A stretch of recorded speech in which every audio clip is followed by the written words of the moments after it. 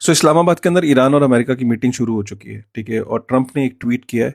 Tweet इस सिलसिले में किया है कि सुबह से एक न्यूज़ चल रही थी कि ईरान ये बोल रहा है कि स्ट्रेट ऑफ हॉर्मुज को वो ओपन नहीं कर सकता बिकॉज उसने जो माइंस बिछाई थी, जल्दबाजी में बिछा दी थी, अब उसको मिल नहीं रही।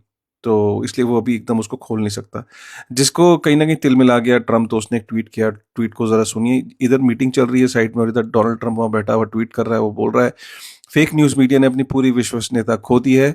हालांकि शुरू से ही उनके पास कोई खास विश्वसनीयता थी नहीं, ठीक है।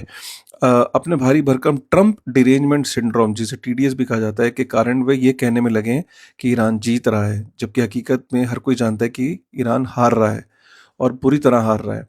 उनकी नौसेना खत्म हो चुकी है, उनकी वायुसेना खत्म हो चुकी है, उनका एंटी एयरक्राफ्ट सिस्टम लगभग ना के बराबर है, उनका रडार सिस्टम खत्म हो चुका है, उनकी मिसाइल और ड्रोन फैक्ट्रियां बड़े पैमाने पर नष्ट कर दी गई हैं।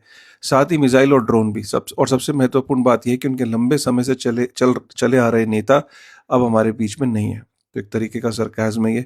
उसके बाद वो कह रहा है कि ये जो समुद्र के अंदर माइंस मिल नहीं रही है, तो उस पर उसने ये बोला है कि हम स्ट्रेट ऑफ हॉर्मुज को साफ करने की प्रक्रिया शुरू कर चुके हैं, जो दुनिया भर के देशों के लिए एक मदद के तौर पे है, जिसमें चीन, जापान, दक्षिण कोरिया, फ्रांस, जर्मनी और कई अन्य शामिल हैं, जो स्ट्रेट ऑफ हॉर्मुज को क्लियर करने में लगे हुए हैं, माइंस को हटाने में लगे हुए हैं। हैरानी की बात यह कि उनके पास खुद ये काम करने का साहस या इच्छा शक्ति नहीं है।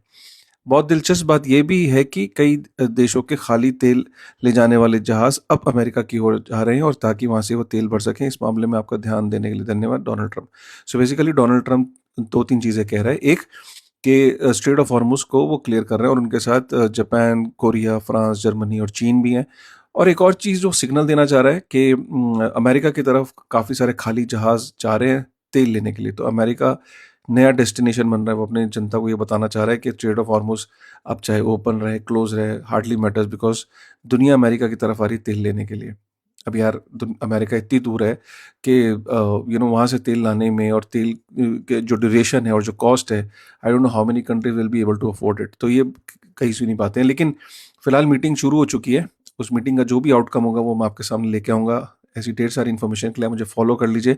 जैसी कोई अपडेट होगा मैं लेके आऊँगा, ठीक है। तो प्लीज़ फॉलो ज़रूर कर लीजिएगा इस अकाउंट को। Thank you.